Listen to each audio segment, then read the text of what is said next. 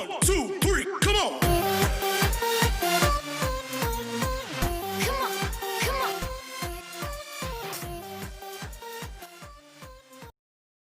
Halo para pecinta film, piye kabare? Semoga sampean-sampean kabeh dalam keadaan sehat yo. Kali ini Kang Review akan membahas film Taste of the Sun tahun 2003. Film apik garapan Antonio Fuqua yang dibintangi Bruce Willis dan sejumlah aktor beken lainnya. Film ini mendapatkan rating sebesar 6,6 di IMDb. Tapi sebelum nonton, alangkah baiknya kalian tutup jendela dan pintu kos-kosan kalian agar lebih aman. Mainkan. Film diawali dengan konflik yang terjadi di negara Nigeria yang dapat mengakibatkan perang saudara antara suku Fulan di utara dan Igbo di selatan.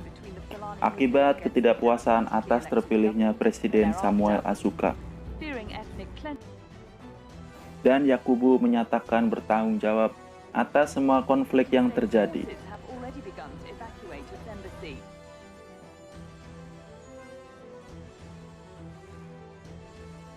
Pemerintah Amerika pun tidak tinggal diam. Mereka akhirnya mengutus tim penyelamat yang dipimpin oleh Letnan Walters untuk mengevakuasi warga Amerika yang bernama Dr. Kendrick beserta 2 suster dan seorang pendeta yang berada di sebuah perkampungan bernama Saint Michael Mission. Mereka pun langsung diberi arahan oleh seorang kapten mengenai misi yang akan mereka jalankan. Setelah briefing selesai, tak lama mereka pun langsung berangkat menuju perkampungan tersebut untuk melakukan evakuasi.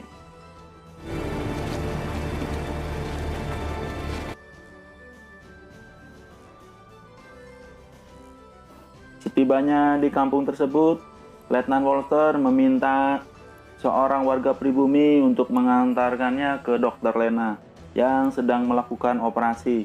Sontak hal itu pun membuatnya kaget dan langsung memarahi Letnan Walter. Dan Letnan Walters pun langsung menjelaskan maksud kedatangannya untuk mengevakuasi Dr. Lena Kendrick beserta 2 suster dan seorang pendeta. Letnan Walters pun menyuruhnya untuk bergegas agar cepat meninggalkan kampung tersebut. Tapi Dr. Lena menolaknya karena dia merasa bertanggung jawab dengan pasien-pasiennya. Tapi Letnan Walters pun mengacuhkannya karena dia tidak memperdulikan dengan warga pribumi. Hal ini pun membuat Letnan Walters agak sedikit kesal dan dia memutuskan untuk menelpon atasannya. Setelah mendapat perintah dari atasannya, Letnan Walters pun mengiyakannya dan mereka pun akan segera berangkat. Dan perjalanan panjang pun dimulai.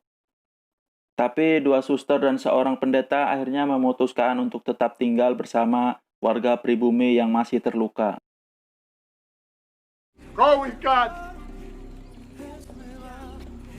God already left Africa. Singkat cerita, akhirnya pun mereka sudah sampai di tengah hutan. Terlihat warga pribumi yang tampak bahagia karena akan segera dievakuasi.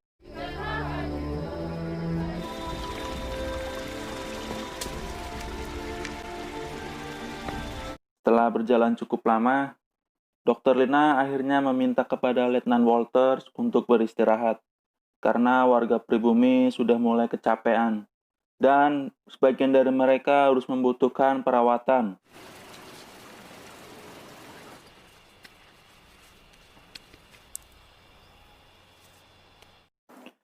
Ketika sedang beristirahat, mereka kedatangan para pemberontak yang akan segera melewati tempat tersebut. Letnan Walters pun langsung menyuruh untuk bersembunyi di semak-semak. Semua tim penyelamat langsung siap siaga.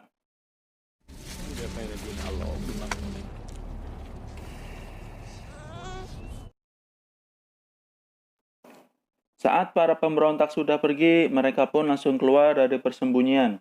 Tanpa mereka sadari, ternyata masih ada 1 orang pemberontak yang tertinggal. Dengan sigap, Letnan Walters langsung menusuk lehernya sampai mati, yang membuat Dr. Lena ketakutan. Singkat cerita, mereka pun melanjutkan perjalanan. Di saat waktu yang bersamaan, para pemberontak yang dipimpin oleh Kolonel Sadik akhirnya sampai di perkampungan. Mereka bermaksud untuk membantai semua warga kampung, termasuk 2 suster dan seorang pendeta.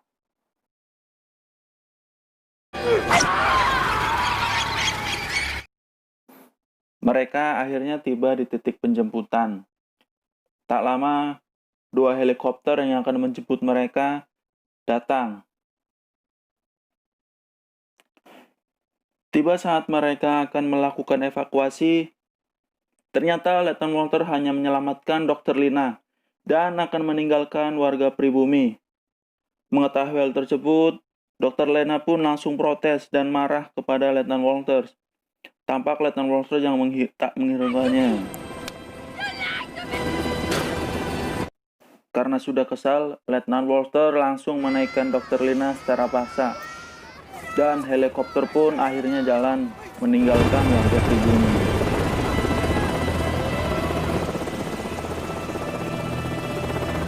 Terlihat Dr. Lina yang sangat sedih dan murung. Tiba-tiba di tengah perjalanan, mereka diperlihatkan sebuah kampung yang sudah porak-poranda dan dipenuhi mayat. Ulah dari para pemberontak membuat Dr. Lena langsung histeris. Karena merasa iba, akhirnya Letnan Walters memutuskan untuk putar balik menuju titik penjemputan. Dan sebagian warga pribumi dinaikkan ke helikopter untuk dievakuasi. Singkatnya, mereka pun melanjutkan perjalanan menuju perbatasan Kamerun. Di tengah perjalanan, Letnan Walters ditelepon oleh atasan mereka yang marah karena helikopter hanya berisi warga pribumi. Letnan Walters pun memberi sedikit penjelasan dan meminta untuk dikirim helikopter tambahan. Dan langsung ditolak dengan alasan sudah kehabisan pertalite. Karena di tengah hutan tak ada yang jual bensin, jarang kali. Dan para pemberontak berhasil mengikuti jejak perjalanan mereka. This way.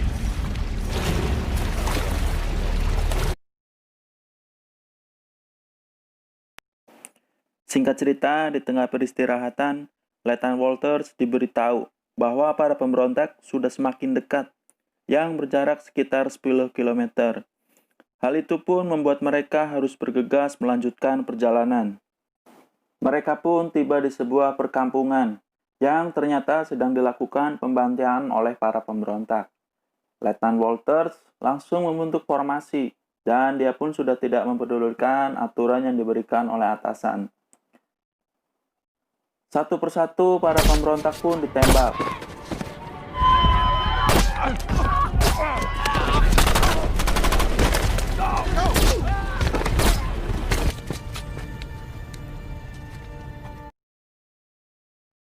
Sampai akhirnya mereka dapat melenyapkan semuanya.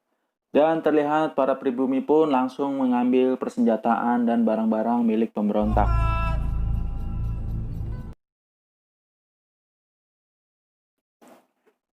Singkat cerita, akhirnya mereka pun melakukan peristirahatan. Di tengah peristirahatan, mereka dikejutkan dengan para pemberontak yang sudah semakin dekat. Hanya berjarak sekitar 1 jam saja. Hal itu pun membuat Letnan Walters curiga adanya mata-mata. Dan mereka pun langsung menggeledah warga pribumi satu persatu. Kemudian salah satu dari mereka ada yang melarikan diri yang bernama Gideon dan langsung ditembak tepat mengenai dadanya. Setelah digeledah, akhirnya ditemukan sebuah alat memancar sinyal. Alasan Gideon menjadi mata-mata adalah karena dia sudah diancam oleh Kolonel Sadik.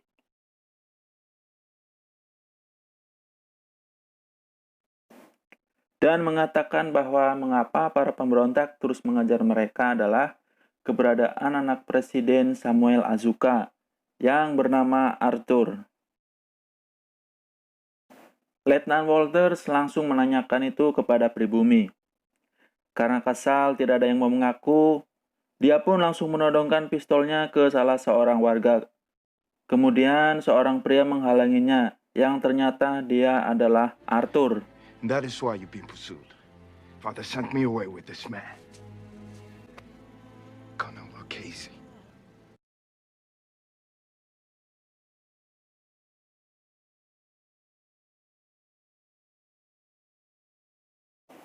Singkatnya, para pemberontak menemukan Gideon yang sudah mati, hingga salah satu dari mereka menghampiri mayat Gideon dengan maksud ingin mengeceknya. Namun tiba-tiba meledak. Ternyata mayatnya sudah dipasangi jebakan bom oleh Red, dan itu berhasil membunuh beberapa pemberontak. Hal itu membuat Kolonel Sadik marah dan menyuruh anak buahnya untuk meminta bantuan. Di sisi lain, terlihat Letnan Walter sedang mengatur sebuah rencana untuk melawan para pemberontak. Dia pun kembali ditelepon oleh atasannya yang marah mengenai apa yang telah terjadi. Dan Letnan Walters kembali meminta bantuan, tapi langsung ditolaknya dengan alasan keamanan. Those Africans are my people too.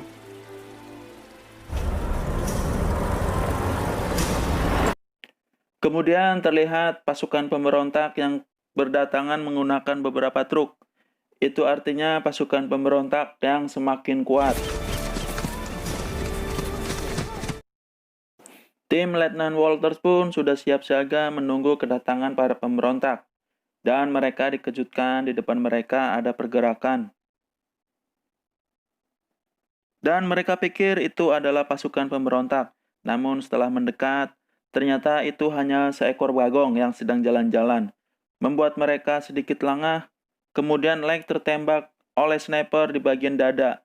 Untung dia masih selamat. I got hit. Sniper on the shoulder, clean hit though. Sorry, sir. Kemudian mereka pun langsung dibombardir oleh para pemberontak.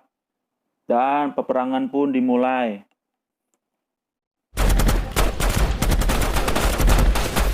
Hingga membuat Slow tertembak di bagian perut yang membuatnya mati.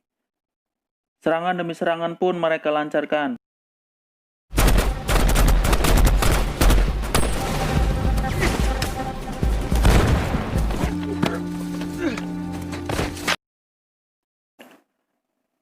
Namun karena jumlah pasukan pemberontak lebih banyak, membuat mereka kewalahan. Dan perlahan mereka memutuskan untuk lari ke padang ilalang. Letnan Walters langsung menggendong Dr. Lena yang pingsan menuju perbatasan. Sampai akhirnya dia tertembak di bagian kaki yang membuatnya jatuh bersama Dr. Lena. Kemudian Dr. Lena pun sadar dan langsung bergegas lari menuju pintu perbatasan bersama Arthur. Sesampainya di perbatasan, Letnan Walters kembali lagi ke padang ilalang untuk membantu timnya. Dengan sedikit kekuatan yang tersisa, mereka bertahan dari serangan para pemberontak yang seakan tak ada habisnya. Terlihat yang tersisa dari mereka tinggal 4 orang. Kemudian datanglah 2 pesawat tempur bantuan. Dengan arahan dari Letnan Walters, akhirnya sang pilot langsung menembakkan bomnya ke pasukan pemberontak dan membuat pasukan pemberontak mati terbakar. Akhirnya mereka berempat pun selamat dan langsung menuju pintu perbatasan yang sudah disambut oleh warga pribumi.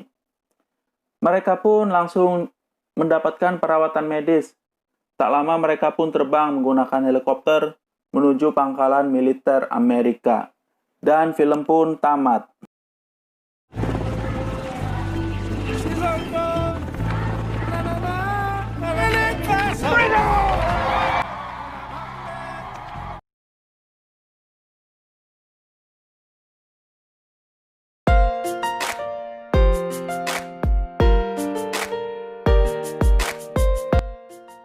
Jangan lupa like and subscribe, biar saya semakin semangat meng-review film untuk kalian.